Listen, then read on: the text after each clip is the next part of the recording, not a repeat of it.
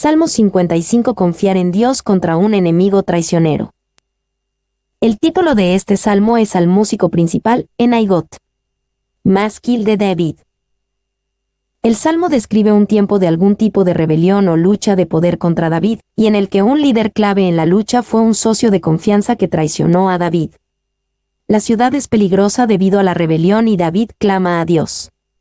La mayoría de los comentaristas ajustan este salmo a la rebelión de Absalón, 2 Samuel 15-18, y al asociado de confianza como Aitofel. Algunas partes de este salmo parecen encajar con la rebelión de Absalón, pero otras no. Es difícil imaginar a David deseando que Absalón vaya al infierno. Salmo 55 horas y 15 minutos, cuando ni siquiera quería que muriera. Puede ser que los eventos relacionados con este salmo no estén registrados en la historia sagrada de la vida de David. A temor, David describe su problema. 1:1-3, miseria en la opresión. Escucha, oh Dios, mi oración. Y no te escondas de mi súplica, está atento, y respóndeme. Clamo en mi oración, y me conmuevo, a causa de la voz del enemigo, por la opresión del impío, porque sobre mí echaron iniquidad. Y con furor me persiguen. Y no te escondas de mi súplica. Sentimos en la oración de David que sentía que Dios estaba distante, como si se estuviera escondiendo de David. David le pide a Dios, está atento, y respóndeme. David creía que podía enfrentar casi cualquier cosa con el fuerte sentido de la presencia y la aceptación de Dios. Y, en esa hora terrible cuando Jesús cargó con nuestros pecados sobre el madero, su padre se ocultó, y esta fue la parte más terrible de toda la agonía del hijo de David. Spurgeon. Clamo en mi oración, y me conmuevo. Al comienzo de este salmo, David tenía poca paz. Estaba inquieto, quejándose y gimiendo, y sus gemidos eran ruidosos. Necesitaba la ayuda de Dios. Y, qué consuelo que podamos estar así familiarizados con nuestro Dios. Puede que no nos quejemos de Él, pero podemos quejarnos con Él. Spurgeon. Porque sobre mí echaron iniquidad. David estaba turbado a causa de la voz del enemigo. Este salmo parece enfatizar el singular, en vez de varios enemigos, y por la opresión del impío. Ellos odiaban a David y causaban gran iniquidad sobre él. Y, porque sobre mí echaron iniquidad, me la arrojan, como hacen los hombres con piedras o cualquier otra cosa sobre sus sitiadores, para dañarlos. Así pecaron estos, echaron vergüenza, cualquier cosa, sobre el inocente David, para hacerlo odioso. 2:4-8, lucha contra el temor. Mi corazón está dolorido dentro de mí.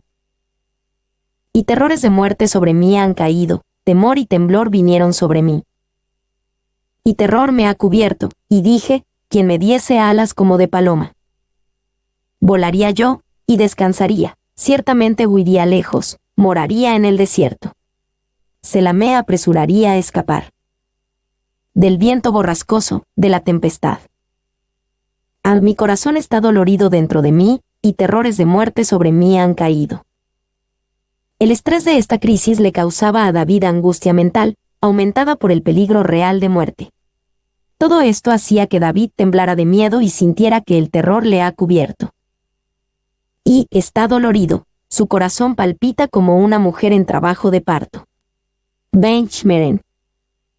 2. Terrores de muerte. Cada hora estoy a la expectativa de que seré masacrado. Clarke. 3. No puede hacer nada más que gemir.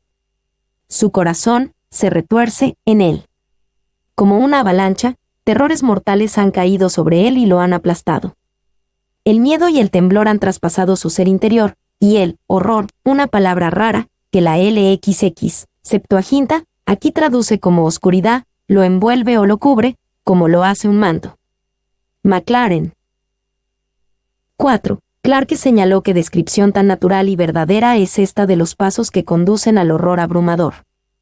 Qué natural es esta descripción. Él está angustiado, gime, hace ruido, solloza y suspira, su corazón está herido, no espera nada más que la muerte. Esto produce miedo, esto produce temblor, lo que termina en esa profunda aprensión de la ruina inminente e inevitable que lo abruma con horror. Ningún hombre describió jamás un corazón herido, como David. Clarke. B. Quien me diese alas como de paloma. David deseaba poder escapar de esta situación llena de terror y permanecer en el desierto. Es probable que David escribiera esto bajo el estrés y las intrigas del poder una vez que llegó al trono. Anhelaba los días más simples cuando vio repetidamente la fidelidad de Dios en el desierto.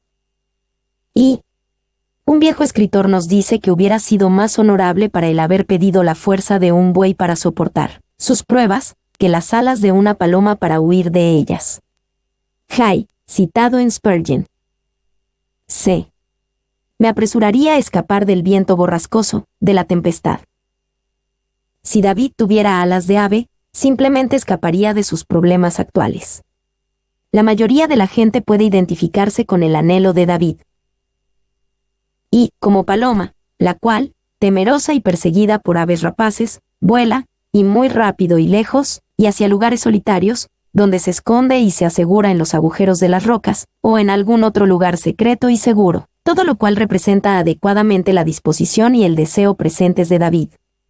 Paul. 2. Es un consuelo para nosotros saber que hay gigantes espirituales que han tenido este impulso, ya sea que hayan sucumbido a él como Elías, 1 Reyes 19:3, o lo hayan resistido como Jeremías. Jeremías 9:2, 10:19. Kidner. 3. David quería simplemente escapar, pero no lo hizo.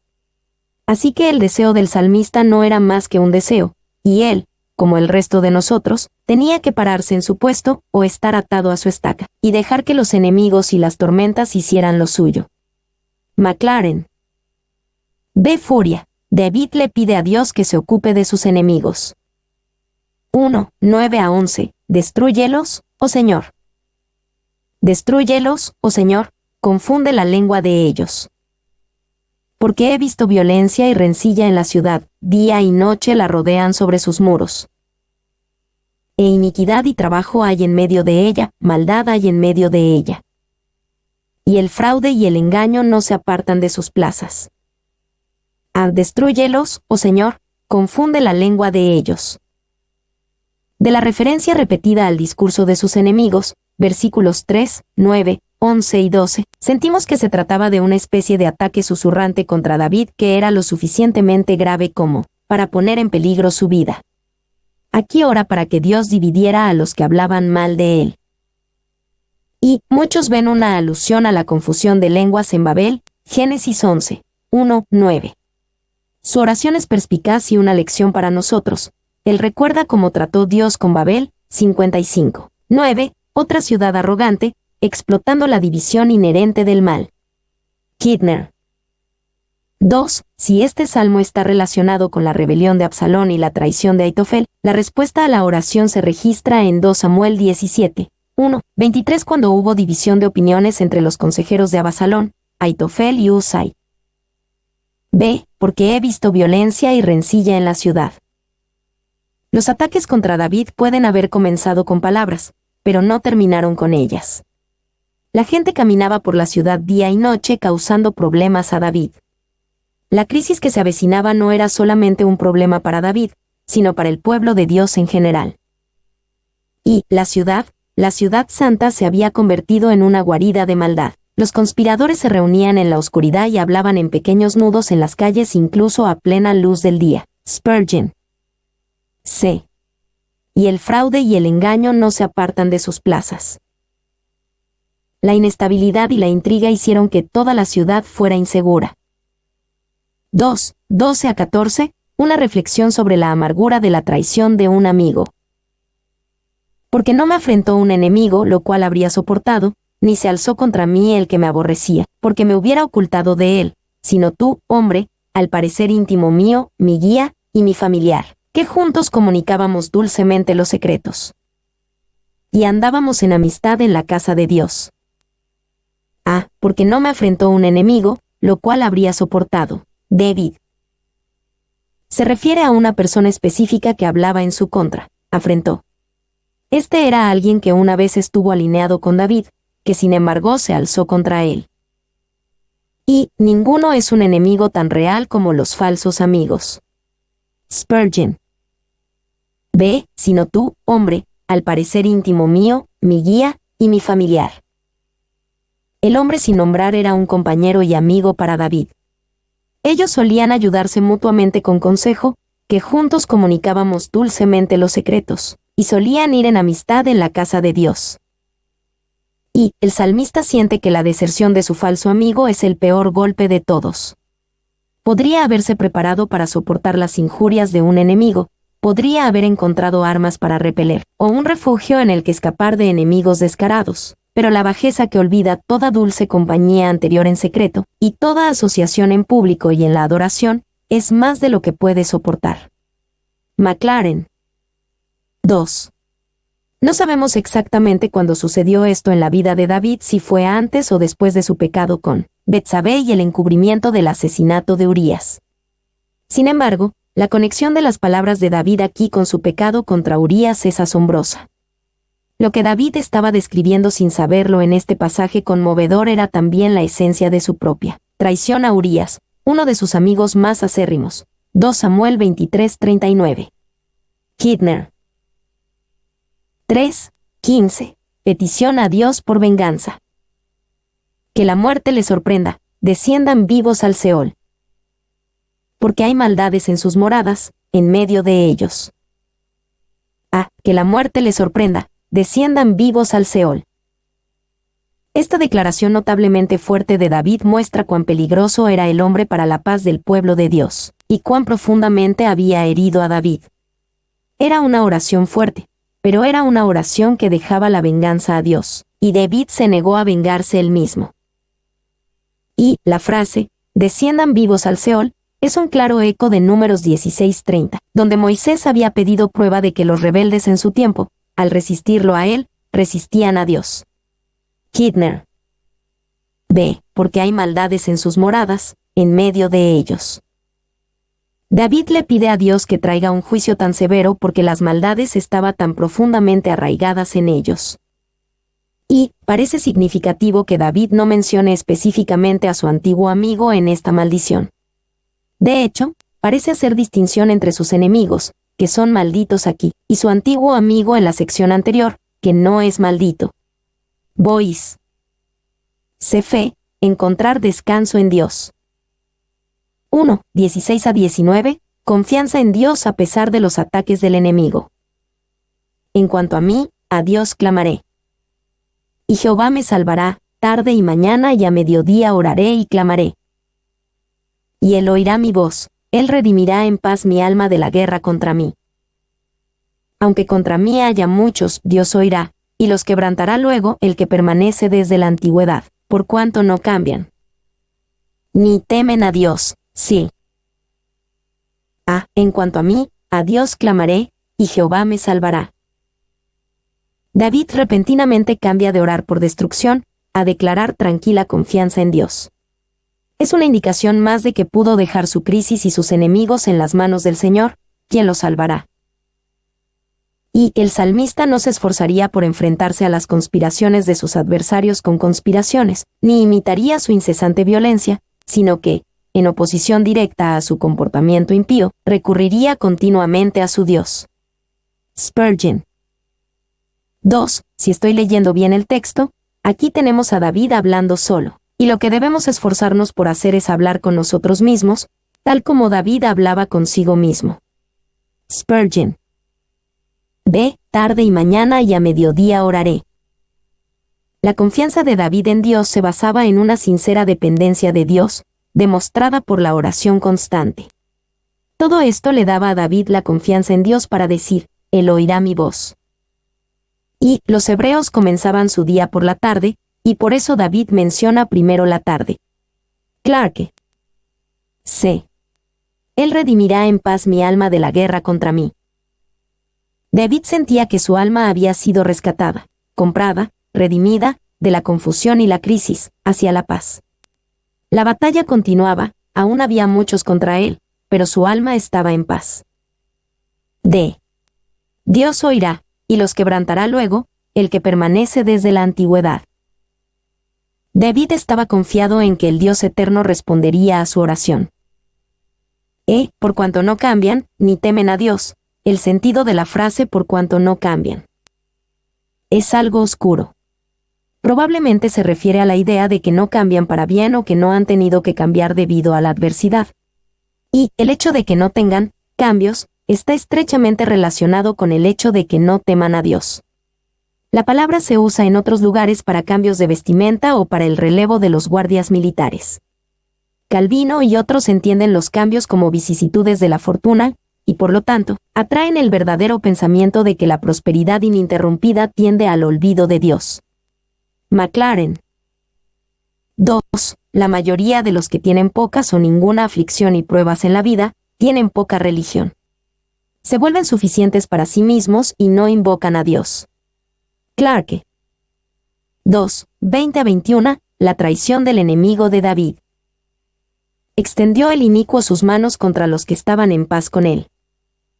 Violó su pacto, los dichos de su boca son más blandos que mantequilla, pero guerra hay en su corazón, suaviza sus palabras más que el aceite. Más ellas son espadas desnudas. Extendió el inicuo sus manos contra los que estaban en paz con él, violó su pacto. El enemigo anónimo de David también era traicionero, rompió relaciones pacíficas y acuerdos con otros. B. Los dichos de su boca son más blandos que mantequilla, pero guerra hay en su corazón. Usando repetición e imágenes vívidas, David muestra cuán deshonroso era su enemigo no identificado. En contraste, vemos cuán honorable era David al no nombrar específicamente al hombre. 3. 22-23. Dejar el asunto confiadamente en las manos de Dios. Echa sobre Jehová tu carga, y él te sustentará. No dejará para siempre caído al justo. Mas tú, oh Dios, harás descender a aquellos al pozo de perdición. Los hombres sanguinarios y engañadores no llegarán a la mitad de sus días. Pero yo en ti confiaré. Echa sobre Jehová tu carga, y él te sustentará. Hay pocas cargas más difíciles de llevar que las de cuando alguien que alguna vez fue un amigo, se convierte en un enemigo traicionero y peligroso. David sabía que incluso esto era una carga que Dios podía y debía llevar. Y Dios impone cargas, para ver qué haremos con ellas. Podemos llevarlas a nuestra ruina, o podemos arrojarlas sobre él por su bendito semblante. Meyer. 2. La palabra carga es demasiado restrictiva. Significa lo que sea que se te dé, tu suerte asignada. De ahí en NEV, New English Bible, tus fortunas. Y la promesa no es que Dios la llevará, sino que te sostendrá. Kidner. 3. Él te sustentará. La experiencia del sufrimiento no le fue quitada al siervo de Dios, sino que fue sostenido, y así se hizo lo suficientemente fuerte para resistir su presión, y a través de ella, hacer su servicio más perfecto. Así es como Dios nos sostiene para llevar cargas. Morgan. 4. Un antiguo escritor nos dice que habría sido más honorable para él el haber pedido la fortaleza de un buey para soportar sus pruebas, que las alas de una paloma para huir de ellas. Hay, citado en Spurgeon. Si arrojo mi carga sobre el Señor, ¿qué tengo que hacer para llevarla yo mismo? ¿Cómo puedo decir con sinceridad que la he echado sobre él si todavía estoy agobiado por ella? Spurgeon. B. No dejará para siempre caído al justo. David tenía esperanza y confianza porque estaba convencido de que su destino no estaba en manos de hombres traidores. Dios todavía era el Señor de todo, y Dios tenía la última palabra sobre si los justos serían para siempre caídos o no. Y Morgan señaló el movimiento en este salmo, del miedo a la furia, y ahora finalmente a la fe. El miedo solo conduce al deseo de huir. La furia solo enfatiza la conciencia del mal. La fe por sí sola crea valor. Morgan. C. Mas tú, oh Dios, harás descender a aquellos al pozo de perdición. El Dios fiel no solo ayudaría y establecería a los justos, sino que también haría descender a aquellos sanguinarios y engañadores que causaban tantos problemas entre el pueblo de Dios. D. Pero yo en ti confiaré. El salmo termina apropiadamente con el enfoque de David en Dios, no en sus enemigos. Confiaría en él y no sería decepcionado.